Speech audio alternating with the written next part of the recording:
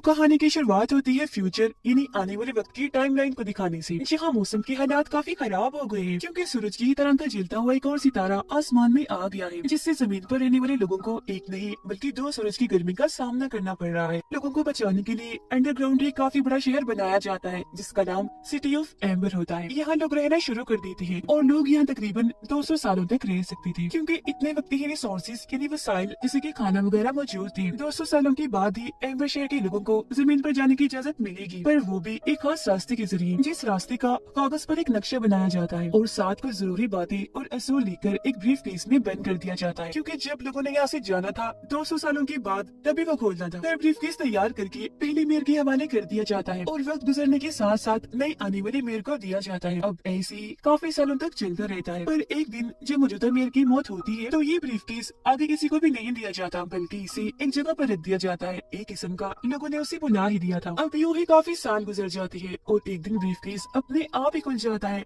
अब हम एम्बर शहर की मौजूदा सूरत हाल को देखते हैं जो अब एक जनरेटर पर चल रहा है, पर मुसीबत ये जनरेटर भी जल्दी खराब होने वाला है। साथ ही खाने पीने का सामान भी काफी तेजी से खत्म होता जा रहा था। एम्बर शहर में हमें एक स्कूल दिखाया जाता है जहाँ जब सारे बच्चे अपनी पढ़ाई पूरी कर लेते हैं तो एक पार्टी रखी जाती है जिसमें हर एक बच्चे को एक पर्ची निकालनी होती है। पर्ची पर बहुत सारी जॉब्स के बारे में लिखा हुआ था और जो पर्ची जिस बच्चे के हिस्से में आएगी उसे वही जॉब करनी होगी सारी जिंदगी। इसमें हर तरह की छोटी से बड़ी जॉब शामिल की गई थी और सबसे ज्यादा जिस जॉब की पर्चियां डाली गई थी वो जनरेटर की मैकेनिक की थी। अब यहाँ हमें जॉन नाम का एक लड़का दिखाया जाता है जो अपने डैड की तरह जनरेटर का मैकेनिक बनना चाहता था, पर उसके हिस्से में जो पर्ची आई थी उस पर पोस्ट ऑफिस लिखा हुआ था, मतलब वो डाकी की जॉब करेगा। यही हमें एक लड़की भी दिखाई जाती है जिसका नाम लीना होता है जो जॉन की काफी अच्छी दोस्त थी। उसके हिस्से में पाइप्स का काम करने की जॉब आती है, लेकिन उसका सपना हमेशा से डाकिया बनने का था, तो इसीलिए डॉन उसके साथ अपनी पर्ची बदल लेता है। डाकिया बनने की खुशी में भागी भागी लीना अपने घर जाती है जहाँ उसकी दादी थी, वो भी लीना के साथ उसकी खुशी में खुश थी। वो यहाँ लीना को उसके डैड का मैसेज याद करवाती है। दरअसल मरने से पहले उसके डैड ने इस शहर और बाहरी दुनिया के बारे में काफी साफ साफ मैसेज छोड़ा था और साथ ही ब्रीफकेस के बारे में भी जिक्र किया था, पर लीना ने कभी भी इस पर ध्यान नहीं दिया क्योंकि उसका मानना था कि ये सब फजूल है। अगले दिन वो काम पर जाती है, काफी खुश थी और बड़ी अच्छे से अपना काम कर रही थी, पर तभी अचानक शोर मचने लगता है। वो जब बाहर चेक करने आती है तो कुछ लोग एक आदमी को मार रहे थे क्योंकि उसका कहना था कि इस शहर का जो अंधेरे वाला हिस्सा है जो सबका जाना मना है, मैंने वहाँ एक काफी बड़ा कीड़ा जो क्रिएचर बन गया था उसे देखा, पर किसी को भी उसकी बातों का यकीन नहीं था। सब पागल समझकर उसे मार रहे थे, लेकिन यहाँ पर लीना को उस कीड़े उस क्रिएचर का सींग मिल जाता है जिसे उस आदमी ने फेंक दिया था, तो ये उसे अपने पास रख लेती है। डॉन भी काम पर जाता है, पर यहाँ उसका बॉस काफी गुस्से वाला था, उससे बहुत मुश्किल काम करवाता है। डॉन अपने बॉस को कहता है कि मैं पाइपलाइन को ठीक करना चाहता हूँ जो खराब है, पर उसका बॉस ये कहते हुए मना कर देता है कि रहने दो, तुम नहीं कर पाओगे क्योंकि तुमसे पहले भी बहुत सारे लोगों ने कोशिश की पर कुछ नहीं हुआ। वो फिर डॉन को एक मरे हुए वर्कर का हेलमेट देकर काम पर लगने का कहता है, पर क्योंकि पाइपलाइन के मसले को उसने ठीक करना था कैसे भी करके, तो वो चोरी चोरी अपने बॉस के जेब से पाइपलाइन का नक्शा चुरा लेता है। उसके जरिए इस पूरी जगह को चेक करते हुए वो काफी आगे चला गया था। वो फिर कमरा नंबर 351 के बाहर पहुंचता है जहां सबका जाना मना था, और यहाँ आकर तो उसकी लगन और बढ़ जाती है। साथ ही वो काफी हैरान भी था क्योंकि इस तरह का कोई भी कमरा नक्शे में था ही नहीं, तो इसीलिए वो अपनी खोज जारी रखता है। ये पाइपलाइन काफी बड़ी थी, कोई भी नहीं जानता था कि ये कहाँ तक जाती है। आगे बढ़ते हुए वो एक ऐसी जगह पर पहुँचता है जहाँ पर खाना रखा जाता है, और वो ये देखकर काफी घबरा जाता है कि खाना काफी हद तक खत्म हो गया है। तभी इधर फोर्ट गार्ड जो यहाँ की रखवाली करता है वो डॉन को गले से आकर पकड़ लेता है क्योंकि यहाँ तक आना सबका मना था। वो उस पर गुस्सा कर ही रहा था कि तभी अचानक जनरेटर बंद हो जाता है और धीरे धीरे करके पूरे शहर की लाइट चली जाती है। हर तरफ अंधेरा छा गया था।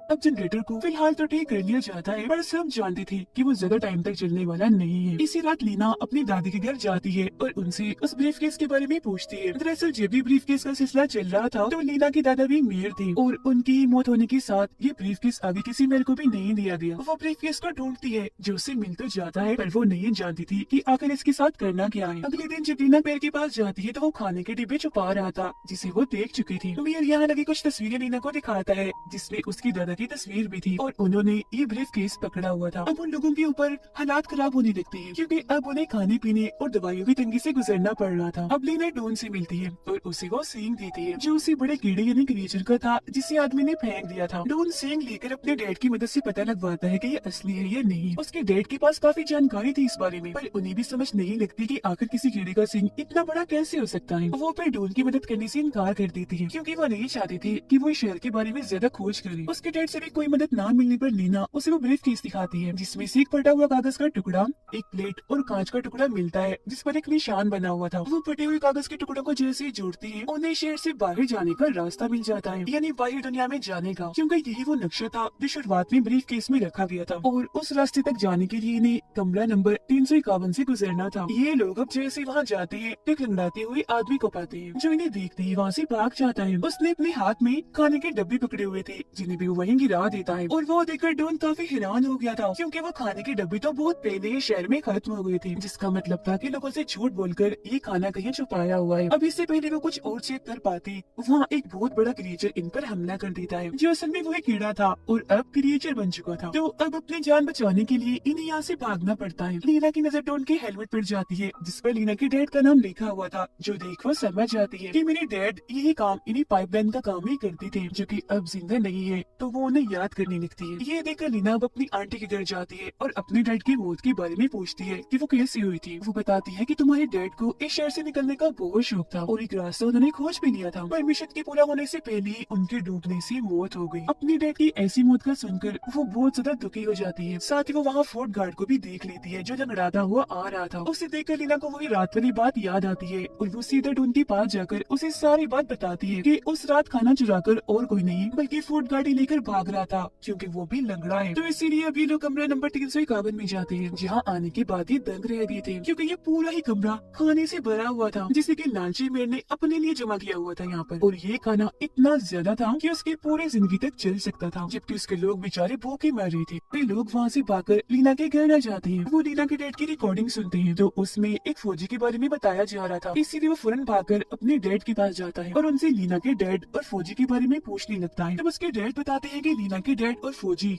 मिशन में एक साथ थे, पाइपलाइंस का ही काम करते थे, पर कभी भी अपने मिशन में कामयाब नहीं हुए, बल्कि लीना के डैड के साथ साथ उनके बहुत सारे साथियों की भी मौत हो गई, उस फौजी की भी। इसीलिए मैंने कभी तुम्हें इस मिशन के बारे में नहीं बताया, बल्कि हमेशा मैकेनिक और पाइपलाइन के काम से दूर रखने की कोशिश की। अब डॉन अपने डैड की परेशानी समझ तो जाता है पर उसे कैसे भी करके अब इस मिशन को पूरा करना था, यानी कि यहाँ से खुद भी निकल कर और बाकी लोगों को भी निकाल कर। उधर लीना मेरे को बेनकाब करने की कोशिश करती है, यानी कि वो कितना बड़ा लालची है सबके सामने लाना चाहती थी, लेकिन बेचारी पकड़ी जाती है। उसे खुद मेयर नहीं पकड़ा था, लेकिन तभी यहाँ की लाइट्स बंद होना शुरू हो जाती है, जिस चीज का फायदा उठाकर लीना मेयर का बैग चुराकर भाग जाती है, जिस वजह से लीना और डॉन दोनों को क्रिमिनल इन्हीं अपराधियों की लिस्ट में टॉप पर डाल दिया जाता है। वो लोग अब मेयर के बैज और ब्रीफकेस से मिले कांच के टुकड़े को एक साथ जोड़ते हैं, जिससे वो मुकम्मल हो गया था और उस पर वो निशान बन गया था जो जनरेटर रूम के दरवाजे पर भी बना हुआ था। उन्हें लगता है कि शायद ये उस कमरे की चाबी है। वो कमरा नहीं खुलता। फिर जब नक्शे पर लिखी गई जरूरी बातों को लेना पड़ती है तो उसे पता चलता है कि उन्हें एक अलमारी को हटाना है, और अब जैसे वो अलमारी हटाती है अंदर एक खुफिया जगह पर बहुत सारी अलमारियां पड़ी हुई थी। वो फिर दूसरे सोल को पढ़ती है तो उसके मुताबिक व्हील को घुमाने लगती है, जिससे सारी अलमारियां एक तरफ और जनरेटर रूम एक तरफ हो जाता है। एक खुफिया दरवाजा जैसे खुलता है ये एक और अंडरग्राउंड शहर में आ पहुँचते हैं। यहाँ एक लंबी सी नदी मशीनरी के एक बहुत ही बड़े टुकड़े के साथ जुड़ी हुई थी। दरअसल ये सारी अलमारियां यहाँ इसलिए नहीं थी कि इनमें सामान रखा जाएगा, बल्कि इसमें बैठकर लोग यहाँ से जाएंगे।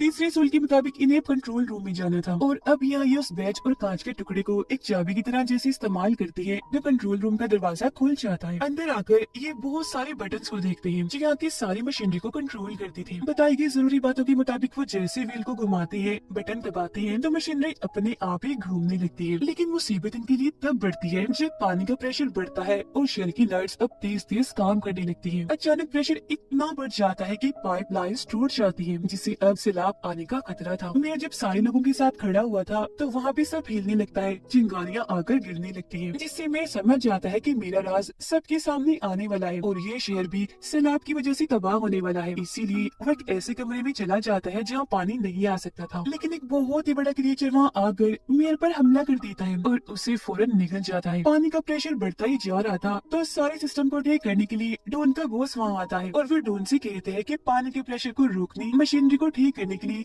हैंडल को पकड़े रखना है, जो काम जाहिर है खतरनाक है पर लोगों की जान ऐसे बचाई जा सकती है, तो तुम यहाँ से भाग जाओ, ये काम मैं कर लूंगा। अब हालांकि डॉन ऐसा करना तो नहीं चाहता था पर उसे जाना ही पड़ता है और उसका बॉस अपनी जान पर खेलकर हैंडल को पकड़े ही रखता है। अब यहाँ लीना, उसकी छोटी बहन और डॉन एक किश्ती में बैठ जाती है। पानी के प्रेशर की वजह से उनकी किश्ती वहाँ से निकल जाती है। वो लोग काफी आगे आकर एक ऐसी सुरंग में आ जाते हैं जहाँ बहुत ही अंधेरा था। इन लोगों को ठीक नहीं लग रहा था तो अपनी जान बचाने के लिए दुआएं करने लगती है। अब ये लोग एक काफी बड़े झरने से नीचे आ रही थी काफी तेजी से। उन्हें डर लग रहा था तो अपनी वो आंखें बंद कर लेते हैं। वो लोग जब अपनी आंखें खोलते हैं तो खुद को तलाब नहीं पाते हैं। थोड़ी आगे जाने पर उन्हें रोशनी दिखने लगती है। रोशनी का पीछे करते करते वो आखिरकार जमीन पर आ ही जाते हैं, बाहरी दुनिया में। पर वो यहाँ आकर खुश नहीं थी क्योंकि यहाँ भी इतना ही अंधेरा था जितना कि अंदर था। फिर जैसे सुबह होती है और सूरज निकलता है तो इनकी आंखों में एक अलग चमक थी। वो बहुत खुश थे क्योंकि अब वो जमीन पर आराम से जिंदगी गुजार सकती थी। अब जिंदगी यहाँ मुमकिन थी। चलता हुआ सितारा यहाँ से जा चुका था। वो उड़ते हुए परिंदों को जब देखते हैं तो उनका पीछा करते करते एक काफी बड़े गड्ढे के पास आ पहुँचते हैं, जिससे काफी नीचे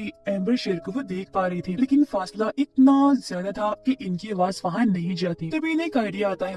लीना उस रास्ते का नक्शा एक पत्थर पर बांधकर नीचे फेंक देती है, जिसे ढूंढ के डैड उठा लेती है और इस तरह से सारे लोग वहाँ से बाहर दुनिया में आकर बैठ जाते हैं। इसी के साथ ही कहानी इधर ही खत्म हो जाती है।